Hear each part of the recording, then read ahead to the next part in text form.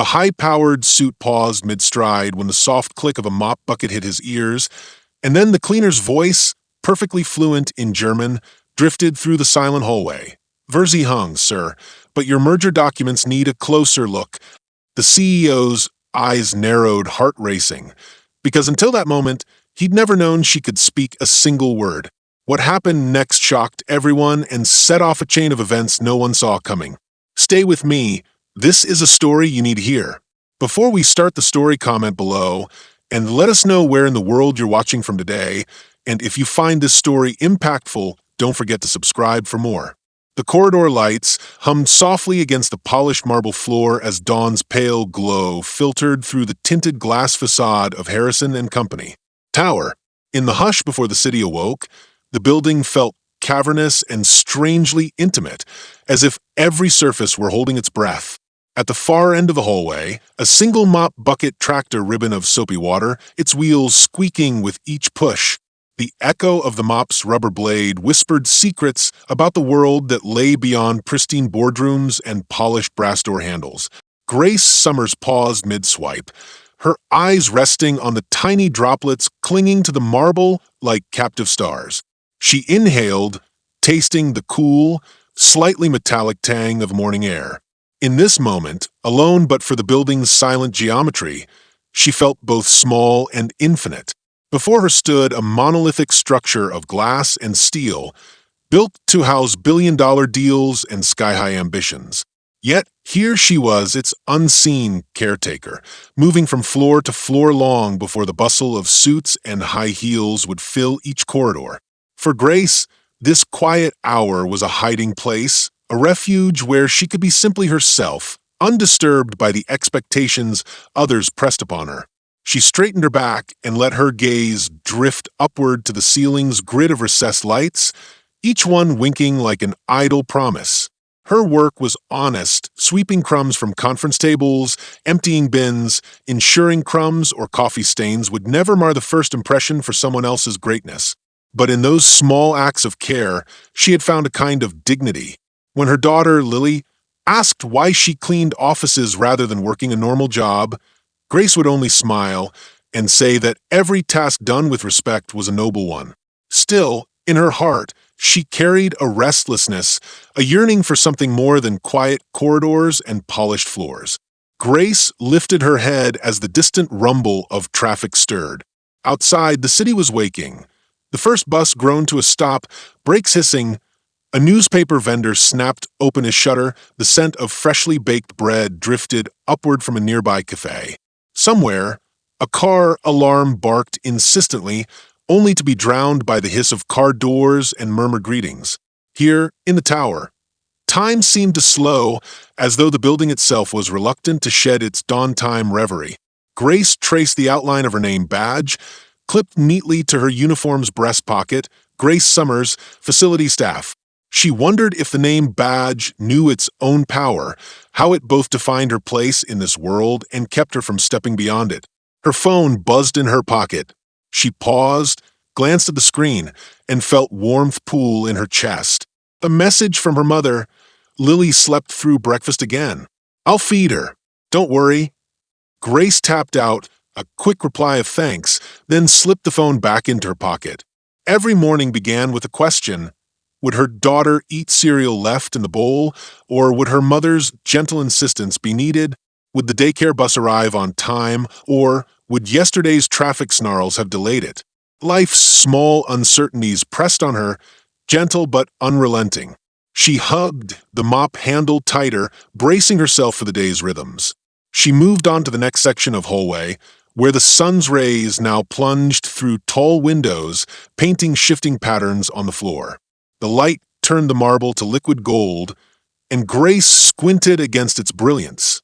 She dipped the mop into the bucket, where murky water swirled with streaks of gray and white. It occurred to her that life, too, was an interplay of light and shadow, moments of brightness streaked through the grayer, muddier days. She thought of her immigration papers waiting in a drawer at home, the months spent translating documents, the hopes of building a future where Lily would feel safe and unafraid. But paperwork moved at its own pace, and her dreams often stretched beyond what a form could capture. A distant hum of an elevator arriving broke her train of thought. She turned to see the polished doors part, revealing a single sharp-suited man stepping out, briefcase in hand, phone pressed to his ear. He did not see her pause. He did not notice the Mops standing sentinel at the corridor's edge. Grace let his footsteps pass, her eyes following the taper of his shoes until they disappeared into the next hallway. She wondered about the lives contained within those boardrooms, executives negotiating million-dollar contracts, investors murmuring over spreadsheets, decisions that shaped futures she might never glimpse. And yet, in this building's morning hush, they were no more remarkable than she was, each person simply another set of footsteps on marble. She resumed her work, scrubbing the marks left by the previous night's cleaning crew. Her uniform, faded at the sleeves and collar, carried the faint aroma of detergent and lemon polish. It was a uniform that spoke of routine, of tasks repeated day after day. But Grace's mind was never still. As she knelt by a scuffed baseboard, she practiced French in her head, rolling the words silently on her tongue. Then Arabic, then Japanese, letting each language dance through her mind as a reminder that her world extended far beyond these walls.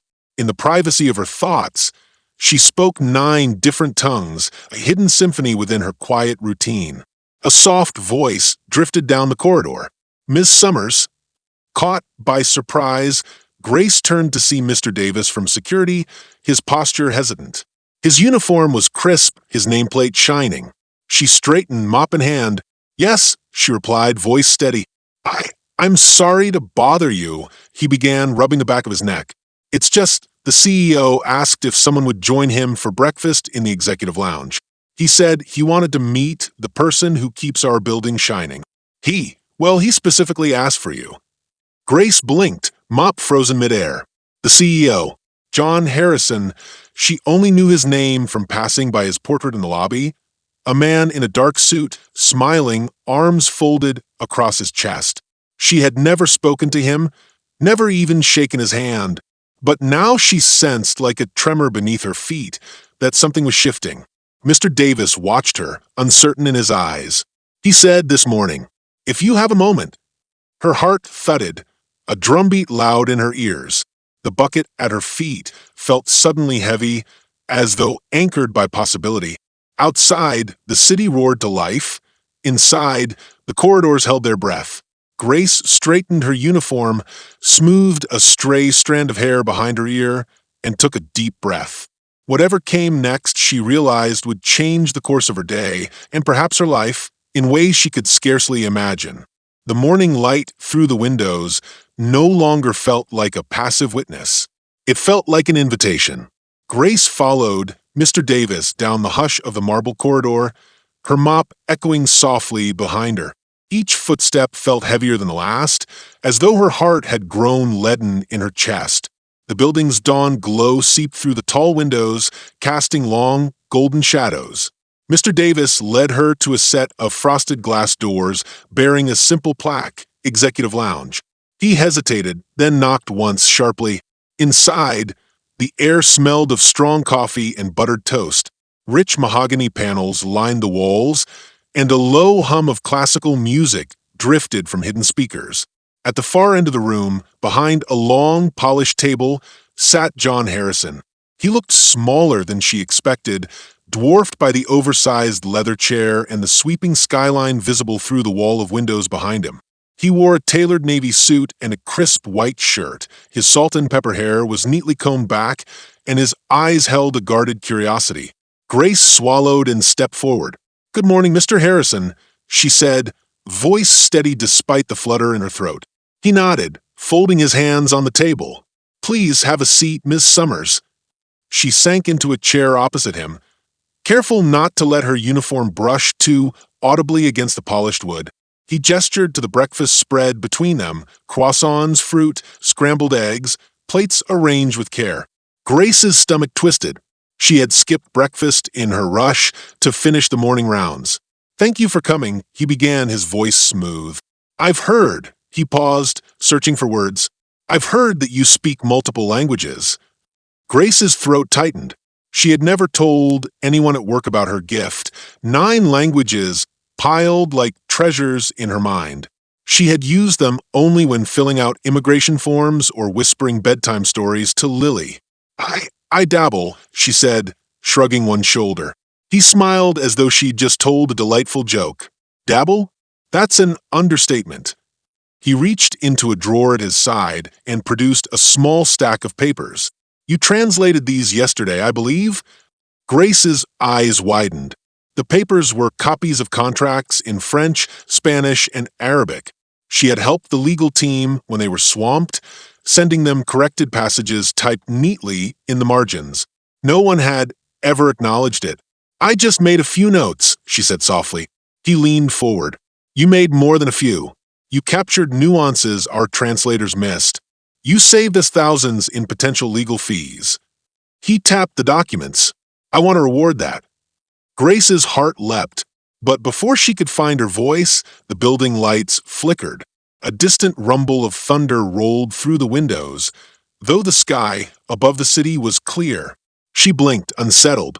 The moment's brightness darkened, and for a heartbeat, the walls looked colder, more distant. John Harrison cleared his throat. Grace, he said, using her first name for the first time, I want you to join my team. Full time. Here in the office. Grace's breath caught. She thought of Lily waiting at home, of the hours spent cleaning empty boardrooms. Here was an offer that could change everything. She forced a calm nod. I'm honored. He smiled, but the smile didn't reach his eyes. Excellent. We'll start the paperwork today. His words should have felt like a triumph, but instead a single thought flared in her mind. What did he really want? Why had he singled her out among hundreds of employees? The tremor in the lights and that echo of thunder made her pulse quicken. She studied him, scanning his features for a flicker of honesty. Before she could ask, his assistant appeared at the door, tapping her tablet. Mr. Harrison, your 9:30 is here. He rose smoothly, straightening his jacket. That's all for now, Grace. We'll speak again soon. She stood too, mind racing. Thank you, sir. He paused in the doorway, his expression unreadable. By the way, he said, turning back, your uniform, tomorrow dress in business casual. Come to the 7th floor. Then he disappeared through the door, leaving Grace alone with her jitters. Mr. Davis rejoined her, offering a curt nod. Shall we continue the rounds? He asked. Grace picked up her mop, the handle suddenly heavy. Outside, the sky remained calm and blue. Yet inside her chest, clouds gathered. She followed Mr. Davis back into the corridor, mind spinning with possibilities and doubts. That afternoon, Grace finished her cleaning with mechanical precision. She washed the last streaks of coffee from a conference table, wiped the smudges from a boardroom window, then gathered her supplies. By the time the sun dipped low, she was exhausted. She headed home to Lily's small apartment on Maple Street, her mother already there, preparing dinner. How did it go? Her mother asked, clattering pans in the kitchen. Grace sank onto the couch, peeling off her shoes. Fine, she said, too quietly. Her mother slid into the seat beside her. You look different. She studied Grace's face. Something happened today? Grace hesitated, then recounted the morning's events, the invitation, the breakfast, the offer. Her mother's eyes widened. Grace, that's amazing. I know, Grace said, but her voice trembled. But it felt strange. I wonder if he knows more about me than he lets on. Her mother frowned. He only knows what you showed him. You helped with those papers. Yes, but how did he find them? And why so soon? Grace twisted her napkin. It's like he was watching, waiting. Her mother placed a hand on hers. Maybe he just respects you. Grace forced a small smile, but unease settled in her chest like a stone. She thought of the flicker of lights, the echo of thunder. She thought of John Harrison's unreadable smile. Maybe, she whispered. The next morning, Grace arrived at Harrison and Company. Tower in a navy blouse and gray trousers, hair braided neatly over one shoulder. She paused at the lobby mirror, studying her reflection. A cleaner-turned prospective executive assistant standing before a world she had never imagined entering. She took a deep breath, squared her shoulders, and rode the elevator to the 7th floor. The door opened into a wide hallway, more tastefully decorated than the rest, soft carpet, warm lighting, potted plants. A receptionist looked up, her expression polite, but curious. "Miss Summers?" she asked. Grace nodded. The receptionist handed her a folder. "Mr. Harrison asked you to review these documents and confirm your start date. And he said you might like something else." Confused, Grace opened the folder. Inside was an engraved pen, navy blue with gold trim, and a crisp business card bearing her name and a new title, Executive Liaison. Her heart thundered. She closed the folder and looked up, but the receptionist was already typing.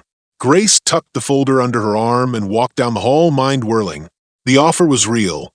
The reward was real. But so was the odd quiet in the air, as though the floor itself waited for something to break. She found an empty alcove by the windows and read the card again. Executive Liaison. A title she could never have imagined in her cleaning uniform. She traced the letters with her fingertip, feeling the weight of possibility and risk. Beautiful view, isn't it? Grace started and looked up. A man stood behind her, mid-30s, dark hair a little tousled, glasses perched on his nose. He wore a tailored suit, but his eyes held a friendly warmth. "I'm David Mercer," he said, extending a hand. "I work in legal." Grace shook his hand. "Grace Summers." He gestured to the folder. "Mr. Harrison has high hopes for you. He's a visionary, but, well, he's busy. He asked me to help you settle in." Grace nodded, heart pounding. "Thank you." As they talked, Grace realized how little she knew about this part of the building, offices where lawyers and executives hustled between glass walls. She felt like a guest in a foreign land, carrying a translator's heart in a world of polished suits. David smiled. "Don't worry, I'll show you the ropes." They walked together, David pointing out meeting rooms, the cafeteria, the quiet lounge. Grace absorbed everything, amazed by each detail. Yet in her mind, another scene flickered. Mr. Davis's hesitant knock, the flicker of lights at breakfast, the echo of thunder in a cloudless sky. She shook her head as if to clear it. "Something on your mind?" David asked, noticing her frown. Grace forced a laugh. "Just everything's happening so fast." He offered a sympathetic smile. "It can be overwhelming." She clutched the folder to her chest. "I just hope I can keep up." He looked at her with genuine respect. "With your talents, you'll do more than keep up. You'll shine." She nodded, but inside her doubts whispered. Shine, but in whose light? And for what purpose? That evening, Grace returned home to find a plain brown envelope waiting on her doorstep. She picked it up, noting there was no stamp or return address. Inside was a single sheet of paper, folded neatly. On it, printed in crisp black ink, were 3 words. "Watch your back." No signature. No explanation. Her breath caught. She looked around the empty hallway. The wind rattled a loose window pane. Up above, the moon peeked through clouds, casting a pale glow on the cracked concrete. Grace's heart pounded. She clutched the note in her hand as though it might dissolve. Who had sent it? Was it a joke? A warning? A threat? She ran her fingers over the bold letters again. "Watch your back." Lily's laughter drifted from inside the apartment as her daughter played with wooden blocks. Grace slipped the note into her pocket and crossed the threshold. For Lily's sake, she forced her voice to calm. "Dinner's ready, sweetie." Lily looked up, eyes bright. "Mama, look, I built a tower." Grace smiled, scooping her daughter into her arms. She held Lily close, breathing in the familiar scent of shampoo and toy dust. But in her mind, the words echoed, stubborn as a heartbeat. "Watch your back." In the days that followed, Grace found herself glancing over her shoulder at work. She noticed shadowy figures in the hallways and felt the hum of the building's machinery as more deliberate, more sinister. David Mercer's friendly greetings felt loaded with something she couldn't name. Mr. Davis's polite nods seemed edged with worry. And John Harrison. His invitations felt like chess moves, carefully planned. Yet, at each turn, opportunities shimmered. A chance to attend high-level meetings. Invitations to for Lily, she would navigate the hidden traps of glass towers and shadowed motives. For Lily, she would be strong. And so, with the moon high in the sky and the city's lights shimmering below, Grace Summers stood at the brink of a new world. One where her talents could carry her to heights she had only dreamed of, but where unseen dangers lurked in the corridors of power. The note in her pocket burned against her leg, a silent reminder that trust could be a fragile thing, and that the greatest threat might come from those who wore the brightest smiles. Grace Summers arrived at the 7th floor early the next morning, the corridor lights still soft and forgiving. In her bag lay the engraved pen, a heavy, beautiful instrument meant for signing deals, not cleaning corridors. She thought of Lily waiting at home, clutching her stuffed rabbit as she slept. Grace closed her eyes, inhaled, and stepped into her new world. Her first stop was the legal department, where David Mercer greeted her with a warm smile that didn't quite reach his eyes. He led her past frosted glass doors etched with department names, corporate human resources, compliance. Grace felt the weight of those words, each door promising secrets she'd never known existed. "Grace," David said, settling at his own desk, "I've pulled the morning agenda. We'll need your translations for the European contract package. I've flagged the sections with the most urgent notes." He slid a folder across her. The French passage she'd annotated glowed with her neat handwriting. She touched the corner of the paper, remembering the tremor in her heart when John Harrison first praised her skills. As she worked, David watched. "You really make this look easy," he said. Grace kept her eyes on the text. "I've always loved languages," she admitted quietly. "They're windows into how people think." She hesitated, then added, "Sometimes I think they're the only real way to understand someone." David leaned back, studying her profile. "You mean beyond words on a page?" She looked up. "Beyond the walls we build around ourselves." Her voice caught. "I know what it's like to feel invisible." He nodded slowly, the warmth returning to his gaze. "I understand more than you know." He looked at her more closely now, as if seeing her for the first time. "Just so you know, I'm here if you need talk." Grace forced a small smile and returned to her work, smoothing out a tricky clause. Beneath her calm, two currents clashed, gratitude for David's kindness and suspicion that everyone here had an agenda. Later that day, she joined a meeting in the glass-walled boardroom off the main hallway. The table was strewn with open laptops, tablets, and printed invoices. Executives in fine suits murmured among themselves. At the head sat John Harrison, reviewing charts that glowed on a mounted screen. Grace took her place beside David, feeling the eyes of half the room upon her.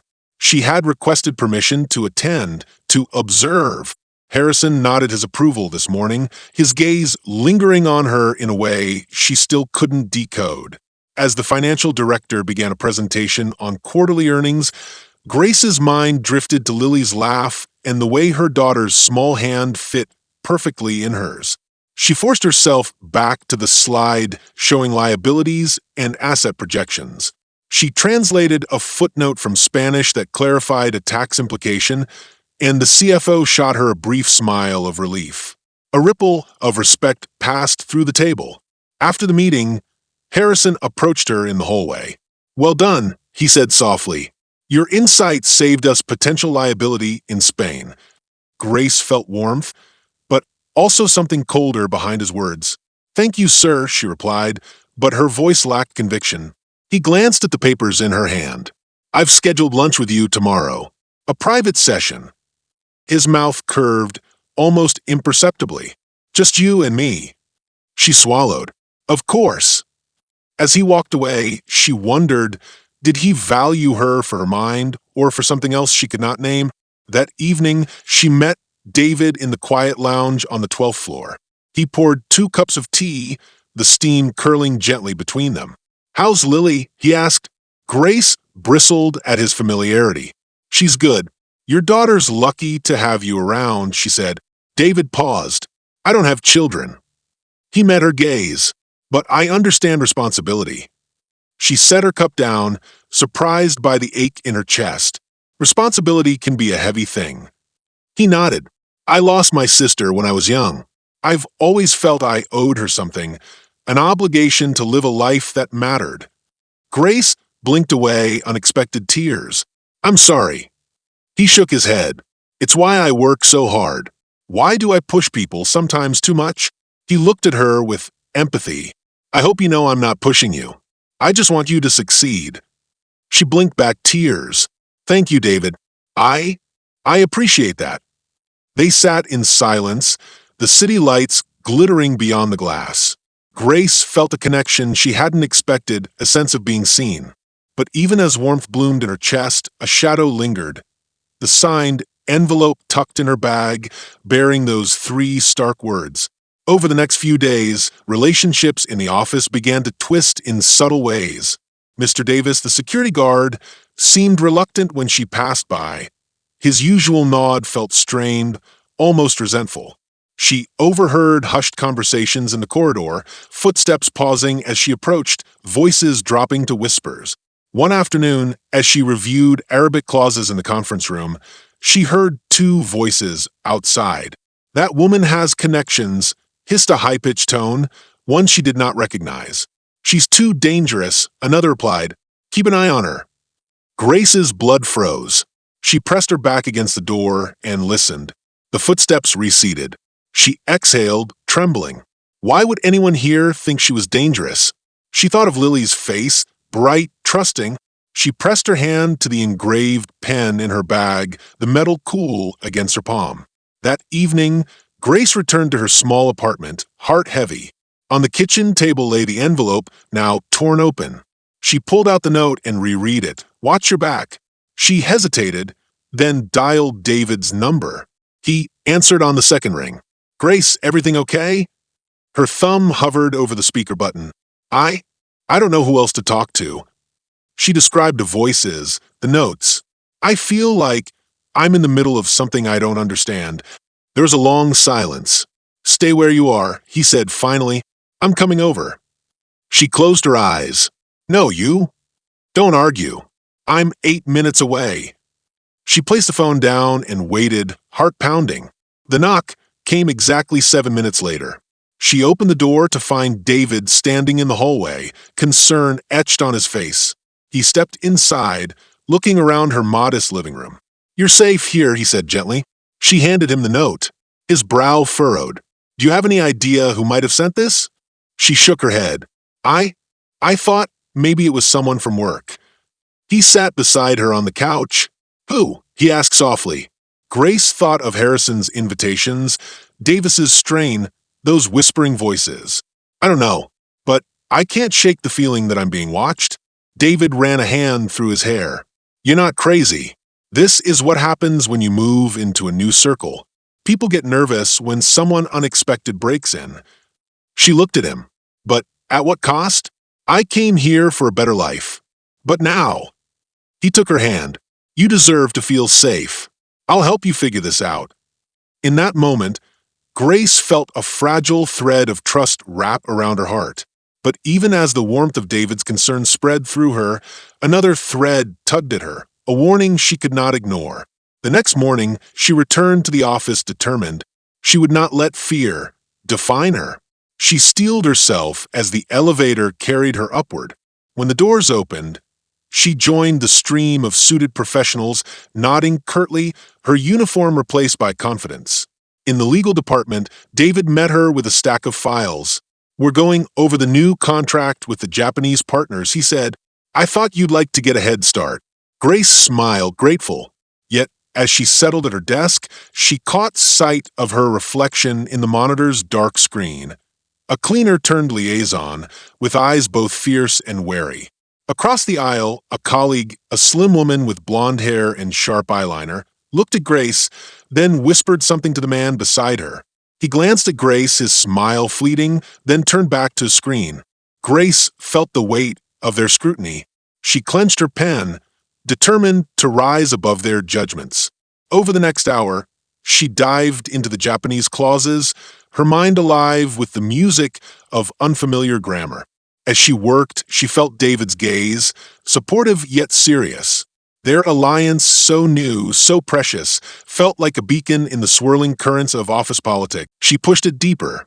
She focused on the words, the sentences that connected nations and corporations. Each translation was a bridge between languages, between worlds. When David returned 30 minutes later, he dropped a cup of coffee on her desk. "For you," he said with a grin. Grace accepted it, her lips curving. "Thank you." He leaned in, lowering his voice. "I checked security footage from yesterday. I saw Mr. Davis talking to 2 other guards just outside the elevator bay. They were watching you." Her heart lurched. "What did they say?" He shook his head. "Can't make it out. But they noticed you talking to Harrison yesterday. That's probably enough to get people talking." She stared at her coffee, the steam rising in thin curls. "So, I'm a threat because I spoke to the CEO." David nodded. "And because you could be a wild card, someone who doesn't fit their mold." Grace felt tears prick her eyes, tears of anger, fear, hope. "I just want to do my job." He placed a hand over hers. "You will, and I'll help you." She looked at him, really looked, and saw something there she hadn't allowed herself before, genuine care. But even as she felt her defenses soften, she vowed not to lose herself to trust too quickly. That evening, as she tucked Lily into bed, Grace thought of the day's revelations. She kissed her daughter's forehead and whispered, "I'm safe, sweetheart. I promise." Lily yawned and hugged her stuffed rabbit tight. "I love you, Mama." Grace whispered back, "I love you too." Downstairs, in her small kitchen, Grace found a new envelope on the table. This one bore no warning, only an invitation. "Join us tonight. Room 912. A room number. No name, no explanation.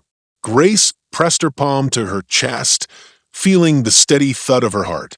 Secrets and alliances wove through her life like threads in a web. Some threads promised connection, others threatened to ensnare. With trembling fingers, she picked up the note. She would go.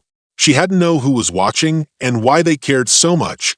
Outside, the city lights shimmered against the night sky. Inside, Grace Summers steeled herself for the next twist. She had stepped into a world of power and intrigue, and she would not be its pawn, not without a fight. Grace stood before the door to room 912, her pulse thundering in her ears like a frantic drum. The hallway was empty, the lights low and hushed, and the carpet muffled her footsteps as she reached out and turned the knob. Inside, the suite was dark except for a single desk lamp casting a warm pool of light across a small conference table. On the table lay her engraved pen, the invitation note, and an unopened manila folder. She swallowed and stepped inside, letting the door click shut behind her. A soft click of leather on marble made her spin around. David Mercer emerged from the shadows, closing the distance between them in 3 long strides. He stood tall in his dark suit, face calm but his eyes unreadable in the lamp's glow. Grace's breath caught. Relief and dread warred inside her. She had counted on him for help, and now he was here. But something in his posture made her chest tighten. "David," she said, voice trembling. "You came." He nodded, folding his hands behind his back. "I promised." His tone was gentle, too gentle. He motioned her toward the table. "Please sit." Grace obeyed, perching on the edge of a leather chair. She glanced at the pen, her prize from John Harrison, and then at the folder. Curiosity pricked her. "What is this meeting about?" she asked. David leaned forward, fingertips pressed together. "Grace, I owe you the truth." His voice was quiet, cautious. "Everything I've said, everything I've done, was meant to protect you." She blinked. "Protect me from what?" He exhaled. "From discovering the whole story too soon. From seeing that you were never going to be safe here." He paused. "Not in the way you think." Grace's heart hammered. "I don't understand." David reached out, closing the distance until his hand hovered over the pen. "That pen, these contracts you translate, your promotions, they weren't genuine rewards. They were bait." Her stomach twisted. "Bait for what?" He withdrew his hand and opened the manila folder, sliding a stack of documents toward her. "Look." She leaned forward, scanning the top page. It was her own translation, margin notes, corrected clauses from last week's European contract. But stamped across the header in red letters was a different company's logo, Ravenwood Investments. Ravenwood was Harrison and Company's fiercest rival, known for hostile takeovers and corporate espionage. Grace's blood ran cold. This can't be. David closed the folder with a soft snap. It is. Ravenwood hired Harrison and Company to infiltrate themselves. He allowed a bitter smile. John Harrison struck a deal with Ravenwood's board. He needed someone with your skills to test their own defenses, make small mistakes in translations so they could track document leaks, gauge legal exposure, and then sell that information back to Ravenwood. You were perfect. Invisible, overlooked, brilliant. She shook her head, dazed. So, I was never really promoted? He looked away. Promoted isn't the word. You were a tool. He closed his eyes. I've been part of it too. I'm on Harrison's private counsel, not merely legal support. My kindness, my concern, it was all part of persuading you to stay, to keep doing what you do best. Grace felt tears burn behind her eyes. But why tell me now? David met her gaze, and his honesty, raw and painful, cut through her fear. Because I came to care about you, and because something changed. He gestured to the pen. Your integrity. You never spilled more than you needed. You redacted sensitive terms, flagged inconsistencies, but you never betrayed anyone's trust beyond Harrison's plan. You made mistakes that protected people, not endangered them. Grace's breath shuddered. You lied to me from the start. He nodded, grief and guilt mingling in his features. I had orders. I had to keep you in the dark. But I couldn't let you be sacrificed anymore. He paused. Ravenwood never intended for the plan to end here. They wanted the full dossier on Harrison and Company's upcoming merger. If they discovered your redactions, they'd have moved to eliminate you and anyone who got in their way. Her hand shook as she picked up the folded note again. Watch your back. The words burned with new meaning.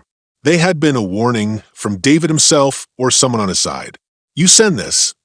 He bowed his head. I did. I needed you to know someone was watching, that you couldn't trust anyone but yourself. He looked up, eyes glistening. I'm sorry. Grace stared at him, the room spinning. His betrayal felt like a physical blow, sharp, painful, and irrevocable.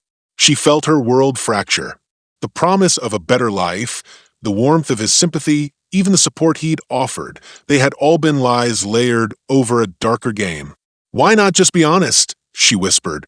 David's hand fluttered to his chest. Because if I had, you wouldn't have stayed. You would have walked away, and Harrison and Company would have hired someone else, someone disposable. He met her gaze. I didn't want you to walk away. She swallowed hard. So, you lied to me to keep me here, to keep me in danger. He exhaled, voice heavy. Yes. Grace stood abruptly, the chair scraping back. I should go, she said, voice hollow. She clutched her pen like a lifeline and a weapon. David rose as well. Please don't go, he pleaded.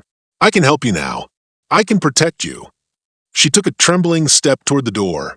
Protect me? You're the one who handed me to the wolves. He followed her to the door. I know I'm a monster for doing this, but I can undo it. Harrison is planning to finalize the merger next week. If we expose the plot, Ravenwood will back out. Harrison and Company will protect you as a whistleblower. Grace's throat tightened. And then what? Do I go back to cleaning floors? Or do I become infamous for corporate espionage? David's gaze was earnest. I'll testify for you. I'll reveal everything. He reached out, touching her arm. You don't have to face this alone. She flinched away, eyes brimming. I trusted you. He winced, his expression pained. I know. The corridor lights outside buzzed. The hush of the marble floor felt colder now, more threatening. Grace realized she was standing at another crossroads, stay and plunge into corporate warfare she never asked for, or flee and lose everything she'd built, her dreams for Lily, her newfound confidence, even her dignity. She pressed her palm to the cool metal of the doorknob. I need time, she said, voice cracking. David nodded, eyes soft. Take all the time you need. I'll be waiting He slipped back into the room, and Grace closed the door behind her. Leaning her forehead against the cool wood, she let out a shuddering breath. Betrayal cut deeper than any blade. The pen weighed heavy in her pocket, a reminder of all she thought she'd earned. Now it was proof of her complicity, however unwilling, in a game of power she never wanted to play. Her thoughts swirled. Lily's bright smile, her mother's warm embrace, the quiet dignity of her mop and bucket in the early dawn.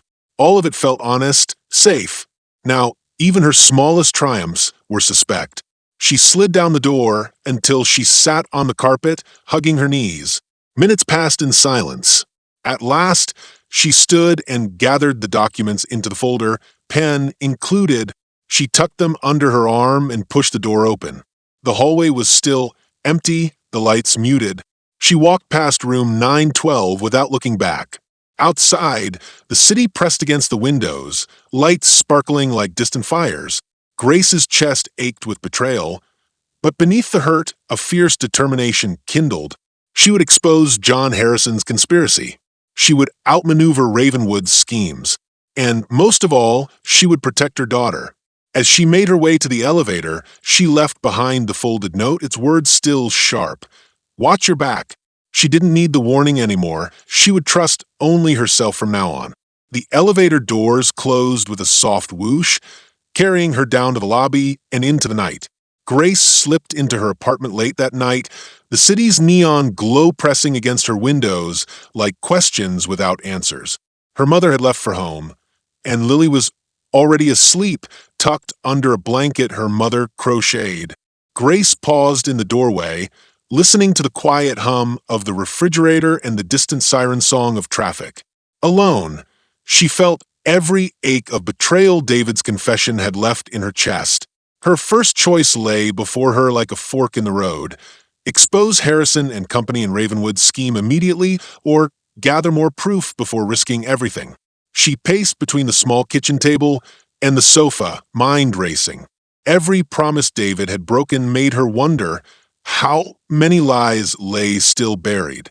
Yet the safer path, silence, would let Harrison and company continue their deadly game.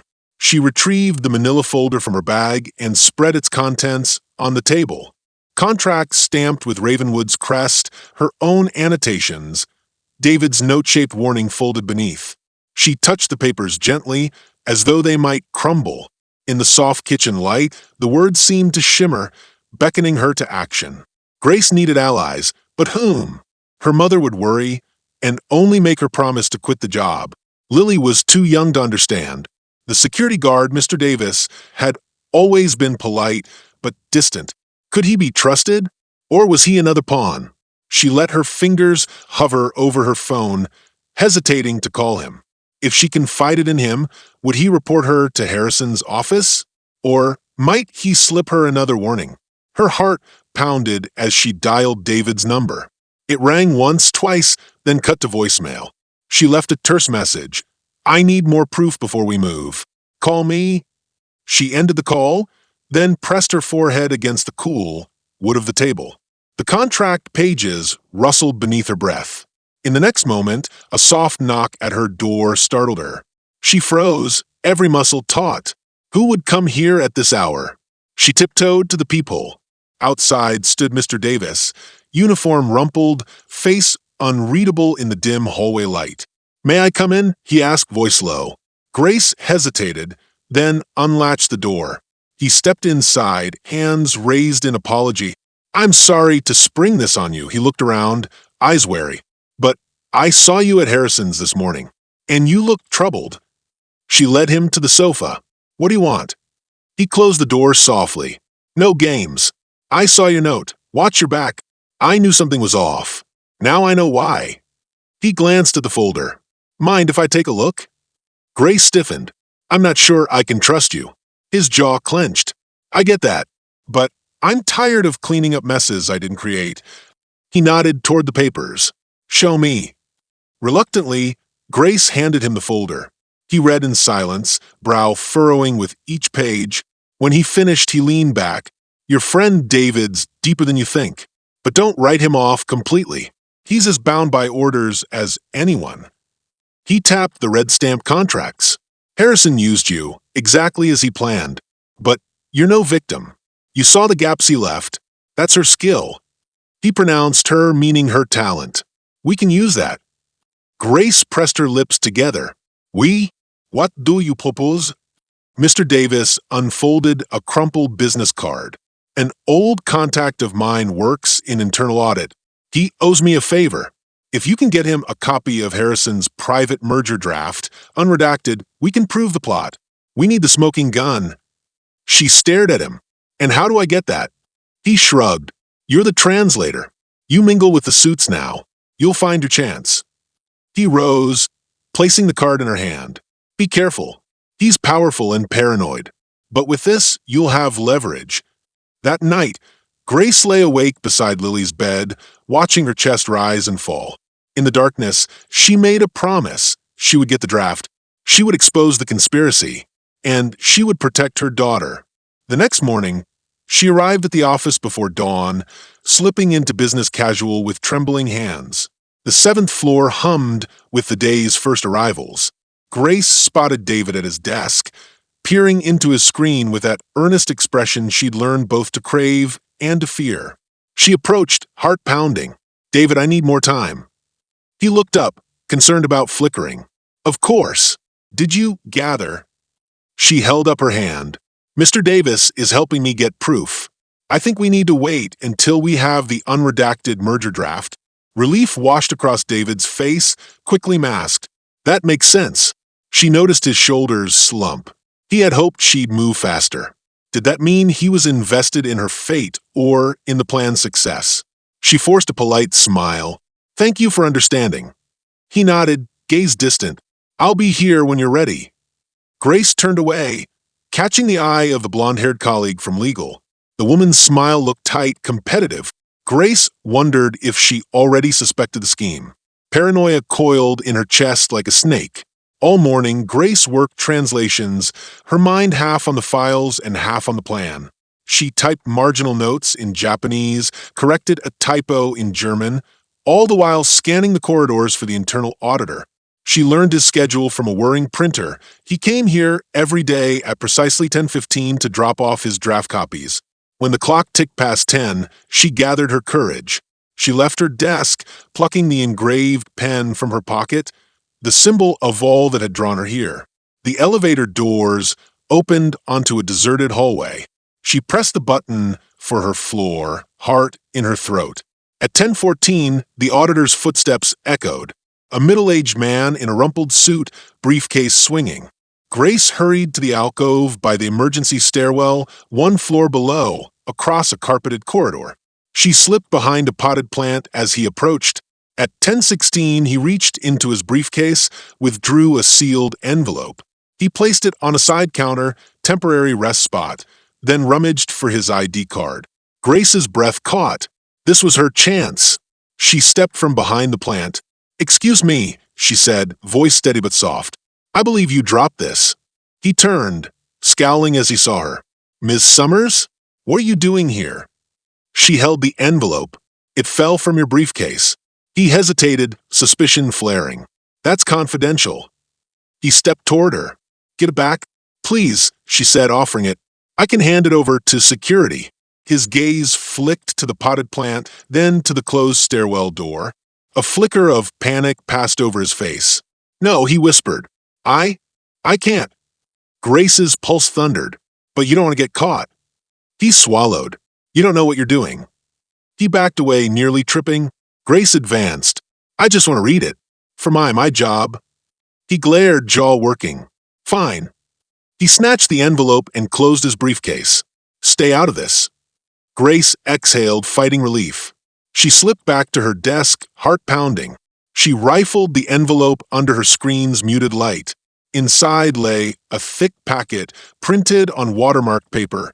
Private draft Harrison and Company. Acquisition of Redwood Holdings. She scanned the first page, clauses spelling out board approval, share valuations, and appendices meant to remain hidden. Her fingers trembled as she copied the packet into her bag. She replaced the envelope in her pocket, then slipped back into her cubicle, fingers flying over the keyboard, as though she could outrun her fear. All the while, David's smile hovered at the edge of her mind, a beacon and a warning. That evening, she met Mr. Davis in the parking garage.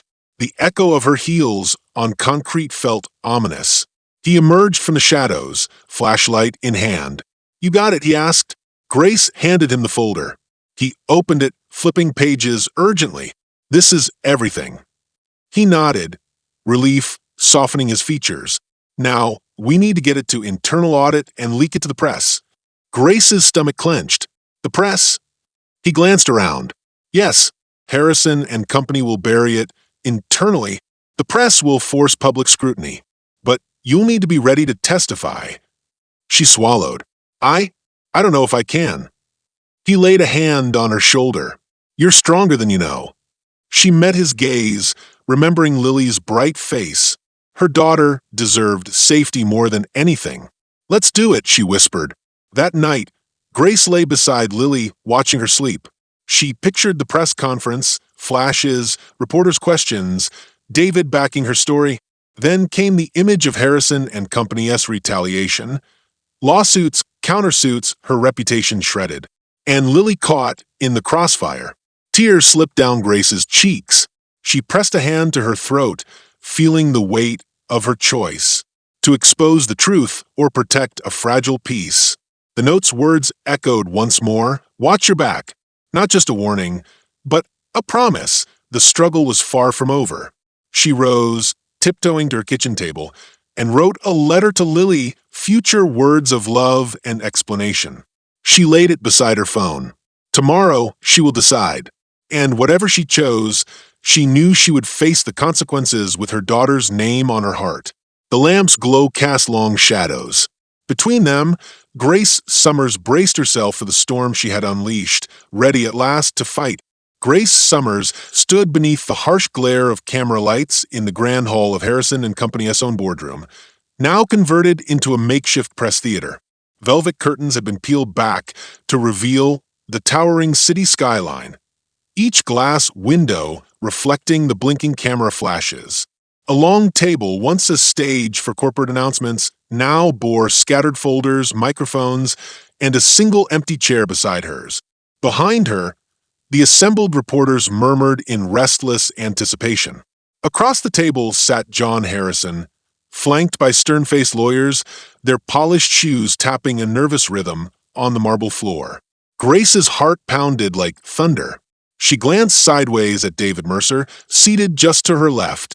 His face was pale, but his eyes steadied her. Mr. Davis lingered at the edge of the room, a silent sentinel. Even here, all her allies felt fragile, as though a single misstep could shatter them. She straightened her back, smoothing her navy blouse, and clasped her hands in her lap.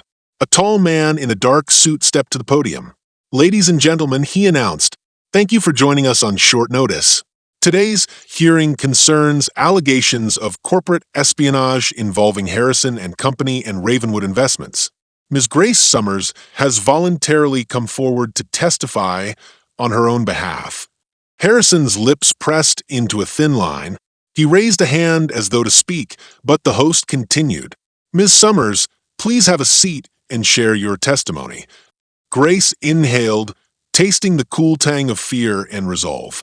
She took the empty chair and faced the bright lenses. A spotlight hovered over her, turning the room into a world of stark contrasts, light and shadow, truth and lies. She let her eyes sweep across the crowd. Reporters poised with pens, cameramen jostling for angles, Harrison and Company's board members standing behind thick glass doors, their faces inscrutable. She cleared her throat. "My name is Grace Summers."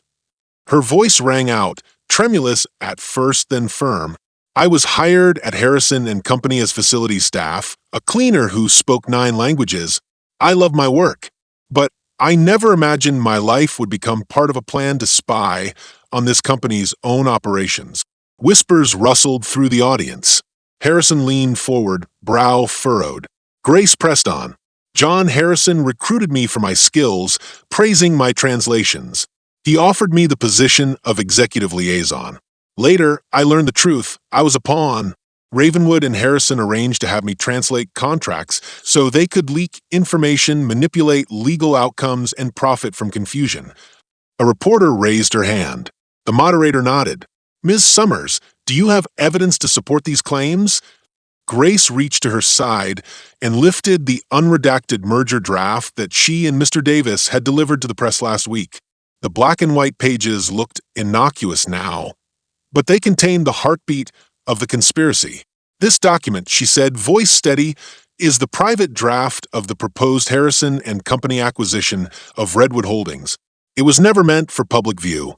It outlines the exact plan to make Redwood's board vulnerable to hostile takeover. I obtained it on behalf of Mr. Davis, who recognized that I could expose what they tried to hide. She laid the packet on the table.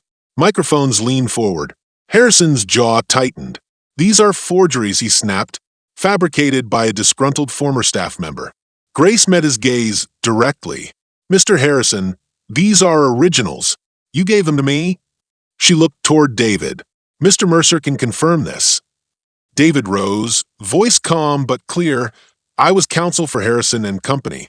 I drafted confidentiality letters after the directors approved the merger. I placed the unredacted draft in that envelope to be stored securely. Ms. Summers intercepted it. She saved it for misuse. Murmurs swelled. Harrison stood abruptly. This is premeditated defamation. I demand this hearing be adjourned. A voice thundered from the back. Mr. Davis stepped forward, uniform now immaculate. I have security footage. He clicked a remote. The screen behind Harrison's empty chair flickered to life, showing shadowy corridors, a hidden camera angle in the legal offices. It recorded Grace approaching the auditor, rescuing the envelope, and handing it to Davis in the parking garage.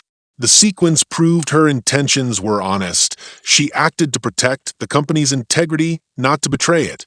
Gasps echoed. Harrison's face paled. He glared at Davis. That footage was sealed property. Davis's voice was steady. I obtained it legally after witnessing suspicious meetings. If you wish to argue legality, I'll testify under oath. Harrison looked around at the assembled faces. Reporters scribbling furiously, board members shaking their heads in disbelief, lawyers consulting frantic notes. He ran a hand through his hair. For a moment, he looked like the small man she first met at breakfast, uncertain under the weight of his ambition. Grace rose, every nerve alight. My mother once told me that honesty is the only shield that never fails. I spoke up because I believed in justice. Her voice grew stronger. I risked everything, my job, my reputation, to do what's right. I have nothing to gain from lying here today, except the chance to protect others from being manipulated. A hush fell. Harrison swallowed. His guards shifted nervously. A board member, stern at first, stepped forward. Mr. Harrison, is there any truth to these allegations? He closed his eyes, then opened them. No, he looked at Grace, voice breaking. I never meant to harm her. I thought I could control every variable. He turned to the audience. I apologize for my actions. I misused my authority. His admission echoed through the hall like a tolling bell. Grace felt tears spring to her eyes, tears of relief, of vindication. The cameras clicked wildly. She sank back into her chair, the tension in her limbs uncoiling. The host returned to the podium. Thank you, gentlemen. This hearing is adjourned. Further investigations will be conducted by independent counsel. Reporters surged forward with questions, but Grace stayed seated, letting David and Davis field the chaos. She closed her eyes, breathing in the aftermath of truth laid bare. 2 days later, Grace stood on the rooftop garden of Harrison and Company. Tower, the soft green turf under her feet, a sharp contrast to the marble corridors below. David joined her carrying 2 cups of tea. He handed her one. The steam drifted between them. She took a sip, savoring the warmth. Thank you, she said quietly. He settled beside her. You were remarkable. She laughed softly. I was terrified. He nodded. You did it anyway. She gazed out at the city, towering skyscrapers, winding roads. He hesitated, then brushed a stray hair from her face. I care about you, Grace. Her heart fluttered. She let their hands entwine. I know. Silence wrapped them like a blanket. Below, the city pulsed with life. Somewhere, sirens sang, cars honked. People moved through their days unaware of the drama that had played out in glass towers. On the rooftop, Grace felt a gentle breeze carrying the scent of blossoms from the planters nearby. She closed her eyes. I don't know what the future holds, she whispered. But you'll face it, David said softly. Together. She opened her eyes and met him. Together. Weeks later, Grace escorted Lily into a bright preschool classroom. Lily's first day, under her mother's new schedule as an ethics consultant for Harrison and Company, a role created to ensure transparency. Her mother and Lily gave her a proud wave, and Grace knelt to brush a strand of hair from Lily's eyes. I'll be back at 3, sweetheart, she promised. Lily grinned and ran off to join her new friends. Grace straightened, heart full. She slipped on her ID badge, Grace Summers, ethics consultant, and stepped into a world she never expected, armed with her voice, her courage, and the unwavering love for her daughter. As she walked down the hallway, she paused at a window, watching the sunlight dance across the city. In her pocket, she fingered the engraved pen, a memory of where she once stood, the choices she made, and the path she forged. She took a deep breath and moved forward, ready for whatever came next. Grace paused at the threshold of her new office, the ethics suite on the 10th floor, its glass walls etched with the company's seal and the words integrity in action. Sunlight streamed through the windows, painting warm rectangles on the carpet. Behind her, the polished corridors of Harrison and Company. Tower held no more secrets for her. She had seen behind the sheen and tempered its glow with truth. Ahead, a stack of folders waited on her desk, each containing draft policies, employee feedback, and plans for rolling out the company's new transparency protocols. She closed the door, gently, breathing in a quiet sense of purpose. She settled into her chair, the leather cool against her back. Her engraved pen lay beside her keyboard, gleaming in the light. Once, that pen had been a symbol of power wielded against her. Now, it felt like a tool to build something better. She traced the gold trim with her fingertip, remembering the morning when John Harrison first pressed it into her hand. Back then, it had meant an astonishing opportunity and an equally astonishing betrayal. Today, it stood for her own hard-won victory. Her phone chimed. She looked at the screen, a message from David. Meeting at 12, final review of the audit findings. She typed, I'll be there. As she set the phone down, memories of the press hearing rose in her mind. The crackling tension of microphones, the flash of cameras, the moment John Harrison's confession echoed through the hall. She had trembled, but she had spoken. Her voice, once so small and quiet, had carried across the room. For a long moment, Grace closed her eyes and allowed herself a small sigh of relief. The conspiracy that had threatened her and so many others was unraveling. Harrison and Company S Board had launched an independent inquiry. Ravenwood Investments faced regulatory scrutiny. Redwood Holdings executives could breathe easier knowing their futures were no longer at risk. She had helped right a terrible wrong, but as with any victory, she knew the cost, the sleepless nights, the lies she had endured, the trust she had given and then wrested back. She rose and walked to the window, glancing down at the city below. Cars moved like tiny silver fish along the avenues. Pedestrians flowed past buildings like currents in a river. All around, life carried on. She wondered how many people in those streets had any inkling of the drama that had played out in these towers. Probably none. And yet, the ripples of her actions would reach them. Through more honest contracts, safer investments, a corporate culture a little less hungry, and a little more humane.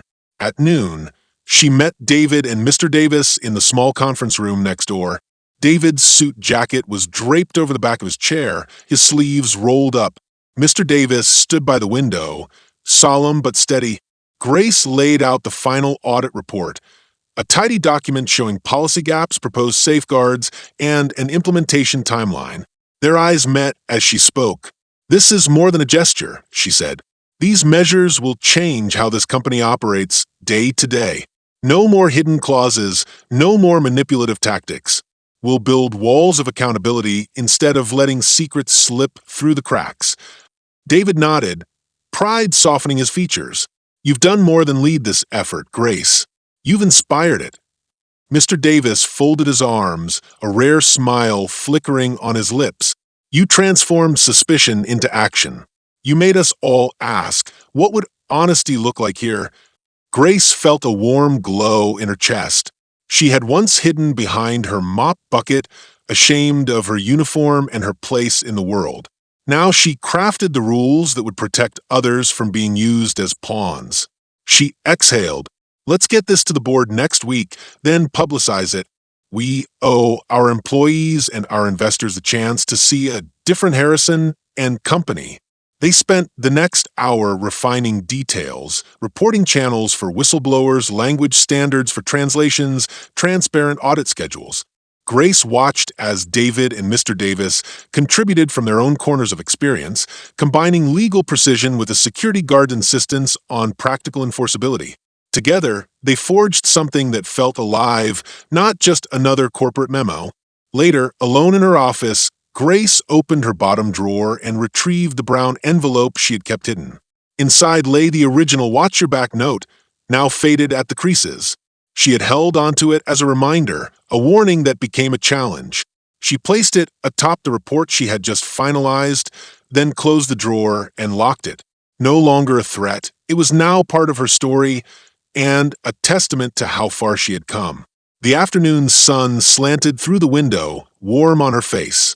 She paused in her chair and closed her eyes, letting the light fill her. A question had lingered since the beginning. Was it right to use deception, even for good? David had deceived her. She had deceived the auditors to get the draft. Harrison and Ravenwood had deceived everyone. Yet here she stood, having chosen honesty in the end, having discovered that truth was more powerful than any lie. She understood now that deception could ignite change, but only when it led back to integrity. She opened her eyes and reached for the framed photo on her desk. Lily's smiling face, blonde curls escaping her pigtails, her tiny hand clutching Grace's finger. Grace touched the glass, feeling a calm certainty. All the risks, all the betrayals had been worth it because they ensured Lily would grow up in a world where her mother's voice mattered, where truth held sway. She whispered, "Thank you for giving me courage, sweetheart." A soft knock sounded on her door. Her mother stepped in, carrying a small plate of freshly baked cookies. "I thought you could use a break," she said, setting the plate down. She looked at Grace's desk, at the piles of folders and the gleaming pen. "You've done wonders here."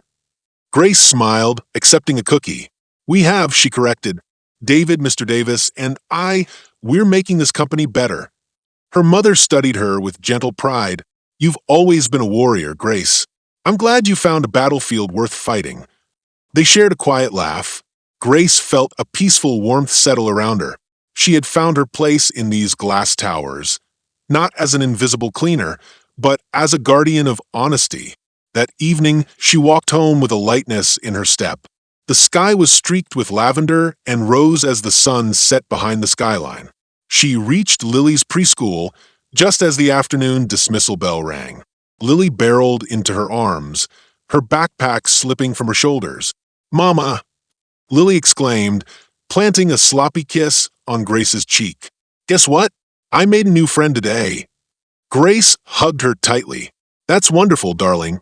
Tell me all about her."